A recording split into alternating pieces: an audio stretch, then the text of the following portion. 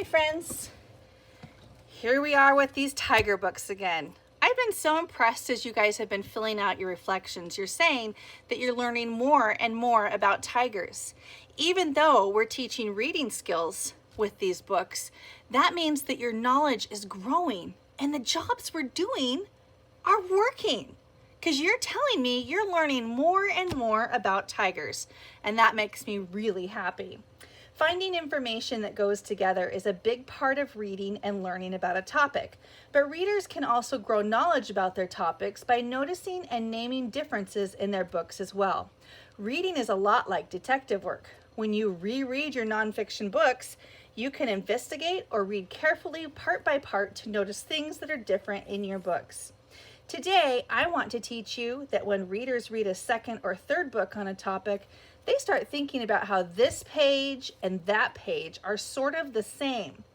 They look really closely and see that they are both the same and different. So we're going to look at page 10 in Tigers, this one. Oh, look at that. I already have it marked. And we're going to be looking in page 12 in this one. I bet you anything this is it right here. Yeah. And we're going to see how these pages of these books help us to grow knowledge. Okay? So, if I read this part, it says, tigers are carnivores, animals that eat meat. Their favorite foods are large, hoofed animals such as buffalo, deer, and wild pigs. A hungry tiger can chow down 80 pounds of meat in one meal. That's about 320 hamburgers. You know what? I feel like we have read that a couple times. And every time I read it, I'm surprised at how much meat they eat in one meal. I think some of you weigh 80 pounds. Isn't that amazing? They can eat as much as you weigh.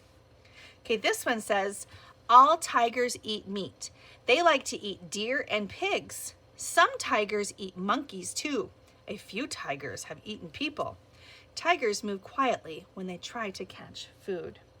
So in this one, they gave information and examples of tigers eating deer and pigs, while Valerie Bowden in Amazing Animals, Tigers gave different examples of tiger food, monkeys, and even on occasion people. So both parts are teaching about what tigers eat, but by reading both of these texts, our knowledge grew. So we learned about how this information helps to build upon itself so that our knowledge grows even more. So I have another example about how tigers, these books can show differences. So I have on page 4, I found something that was interesting. And I actually made notes on it as well. So on this one, I said, the author cares. So it says, why are tigers disappearing? Tigers are losing their habitat. People cut down trees. Tigers live and find food in the forests. When forests disappear, so do tigers. People also kill tigers for their body parts. Their skins are used for rugs. Other parts are used to make traditional Chinese medicines. Killing tigers is against the law, but it still happens today. And then it even goes on to tell us ways that we can help tigers. Though tigers are in trouble, there is good news. New forest areas for tigers have been found. Also, people are planting trees where forests have been cut down. You can help too. Tell your family and friends about what you've learned. We can all work together to keep tigers on our planet. So I can tell that Laura Marsh, the author of this book, really cares about tigers. She's talking about why tigers disappear. She's talking about how they use tiger meat, tiger skin, and other parts. She's talking about how you can help make sure that tigers don't go extinct. So she really cares. She's not just writing this book to tell us about tigers. She wants us to become active in helping tigers survive. Okay, now let's look on this page right here. And this is Valerie Bowden. And on page 4, it says, tigers are big cats. They live in the wild. There used to be 8 kinds of tigers. but some of them died out.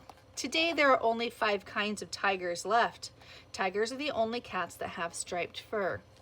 All right, I made a note where I said, does she care? Now, first, I want to say that most likely Valerie Bowden does care about tigers. Otherwise, why would she be writing about tigers? But she doesn't really tell us why they're dying out. She doesn't really tell us what we can do to help. Whereas Laura Marsh, she's like, oh my gosh, you guys, we have to do something about this. We have to get together. We have to tell people. We have to make sure that we plant forests. You guys, we have to help the tigers. And Valerie Bowden, she was like, that's not my point. I want to talk about tigers. I want to have great pictures. I want to tell about them. But she doesn't focus on that. And so I can tell that the author has a purpose in this one that's really guiding me to think about what I can do to help tigers. And I know that saving tigers is really important to Laura Marsh. So today in your seesaw, there's going to be an assignment for you where you are going to go look in your tiger books and you're going to look for a difference. Maybe it's the way the author writes something, just like what happened with Valerie Bowden and Laura Marsh. And you're going to look and see if you can find a place where you can think, does the author care about this? Or maybe they present it from a different point of view. Like if you were reading about penguins, you might learn that there are penguins in different places depending on the book you read. So just look for something that's different in both of the books you read. You're gonna find that I have opened up a new library for you, and it is a bunch of books that are all nonfiction. Find 2 that are about the same topic, read them, find a difference in there, and share it with me. All right, friends, thank you so much for working hard today. What would I do without you? What would I do without you? I don't know. I love you. Thank you. I'll see you next time.